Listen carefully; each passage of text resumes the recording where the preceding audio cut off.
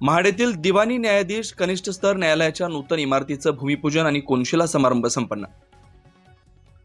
राज्य शासनाचे न्यायिक पायाभूत सुविधा निर्माण करण्यास विशेष प्राधान्य, मुख्यमंत्री देवेंद्र फडणवीस यांचं वक्तव्य।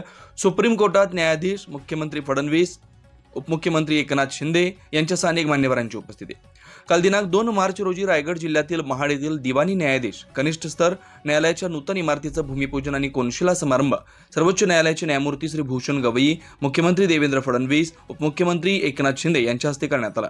यावेळी व्यासपीठावर सर्वोच्च न्यायालयाचे न्यायमूर्ती भूषण गवई, उपमुख्यमंत्री एकनाथ शिंदे, उच्च न्यायालय मुंबईचे मुख्य न्यायमूर्ती आलोक आराधे, महिला व बालविकास मंत्री कुमारी आदिती तटकरे, रोजगार हमी योजना, फलोत्पादन, खारभूमी विकास मंत्री भरतचंद गोगावले, उच्च न्यायालय न्यायमूर्ती मकरंद कर्णिक, न्यायमूर्ती श्री मिलिंद साठे, ग्राहक तक्रार निवारण आयोग अध्यक्ष सुरेंद्र तावडे, प्रभारी प्रमुख जिल्हा व सत्र न्यायाधीश रायगड अलिबाग डॉक्टर सृष्टी नीलकंठ, महाड वकील संघ अध्यक्ष ॲडव्होकेट संजय भिसे, महाडचे दिवाणी न्यायाधीश वरिष्ठ स्तर प्रवीण उन्हाळे आदी मान्यवर उपस्थित होते।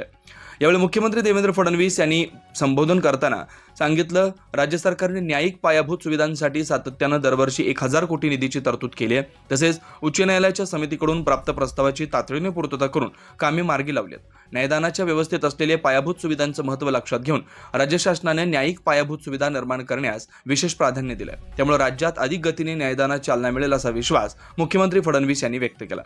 तर यावेळी राज्याचे मुख्यमंत्री देवेंद्र फडणवीस यांनी बोलत असताना राज्य सरकारनं न्यायिक पायाभूत सुविधांसाठी सातत्यानं दरवर्षी सुमारे 1000 कोटी रुपये निधीची तरतूद केलेली आहे। तसेच उच्च न्यायालयाच्या समितीकडून प्राप्त प्रस्तावाची तातडीने पूर्तता करून कामे मार्गी लावली आहेत। न्यायदानाच्या व्यवस्थेत असलेले पायाभूत सुविधांचं महत्त्व लक्षात घेऊन राज्य शासनानं न्यायिक पायाभूत सुविधा निर्माण करण्यास विशेष प्राधान्य दिले आहे।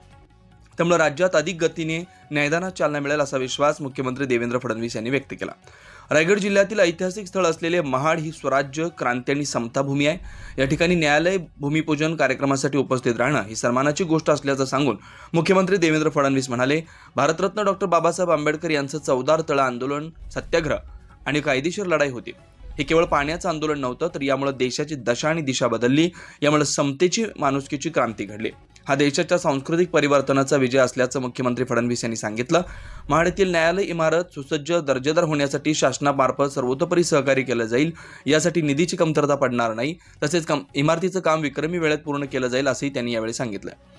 मुख्यमंत्री श्री फडणवीस यांनी सांगितलं, देशातील 3 नवीन गुन्हेगारी कायद्यांमुळे गुन्हे तपास, न्यायदान, फॉरेन्सिक प्रक्रिया अधिक आधुनिक आणि प्रभावी होणार आहे। या नव्या कायद्यानुसार येत्या काळात आरोपींना वारंवार कोर्टात हजर करण्यासाठी प्रत्यक्ष नेण्याची गरज भासू नये, यासाठी सरकारनं मोठं पाऊल उचललंय। राज्यातील सर्व न्यायालय इंटरनेटने जोडण्यात येणार असून नोटिफाईड क्युबिकल्स तयार करण्यात येत आहेत। हे क्युबिकल्स तुरुंगाशी ऑनलाईन जोडले जातील। यामुळे व्हिडिओ कॉन्फरन्सिंगच्या माध्यमातून सुनावणी शक्य होईल। वेळेअभावी आणि अभावी खटले प्रलंबित राहणार नाहीत। न्यायदानाचं काम जलद व गतीने होईल असंही श्री फडणवीस यांनी सांगितलं। नव्या कायद्यानुसार केस लांबवण्यासाठी वारंवार तारखा मागता येणार नाहीत, अशी तरतूद करण्यात आली। त्यामुळे खटल्यांचा निकाल लवकर लागेल आणि न्यायदान प्रक्रियेला गती मिळेल असंही मुख्यमंत्री फडणवीस यांनी सांगितलं। न्यायालयाच्या माध्यमातून प्रभावी न्यायदानाचं काम सुरू आहे। खटले लवकर निकाली निघावेत किंवा खटले होऊच नाहीत याकडे लक्ष द्यावं लागेल असंही त्यांनी सांगितलं। महाराष्ट्रात आंतरराष्ट्रीय दर्जाचं मुंबई, नागपूर, छत्रपती संभाजीनगर इथं लॉ स्कूल उभारण्यात येणार आहे। या माध्यमातून चांगले विधिज्ञ तयार होतील असंही फडणवीस म्हणाले। सर्वोच्च न्यायालयाचे न्यायमूर्ती भूषण गवई म्हणाले, महाराष्ट्रात न्यायिक पायाभूत सुविधा उच्च दर्जाच्या आहेत। शेवटच्या घटकापर्यंत न्याय पोहोचला पाहिजे, त्यासाठी शासन प्रयत्नशील आहे। न्याय हा पक्षकाराच्या दारी पोहोचला पाहिजे, हे आपलं धोरण आहे। यासाठी महाड येथे अतिरिक्त जिल्हा न्यायालयास राज्य शासनानं मान्यता द्यावी। तसेच नवी मुंबई येथे उभारण्यात येत असलेल्या देशातील पहिल्या ॲडव्होकेट अकॅडमी अँड रिसर्च सेंटरला भारतरत्न डॉक्टर बाबासाहेब आंबेडकर यांचं नाव देण्यात यावं। तसेच यासाठी वाढीव निधीची तरतूद करावी अशी मागणी न्यायमूर्ती श्री गवई यांनी यावेळी केली। यावेळी बोलताना एकनाथ शिंदे म्हणाले, सर्वसामान्य माणसाला जलदगतीने न्याय देण्यासाठी राज्य शासन सर्वतोपरी प्रयत्नशील आहे। राज्यात 32 न्यायालय बांधली गेली असून त्या माध्यमातून न्याय संदर्भात तातडीने कामकाज होत आहेत।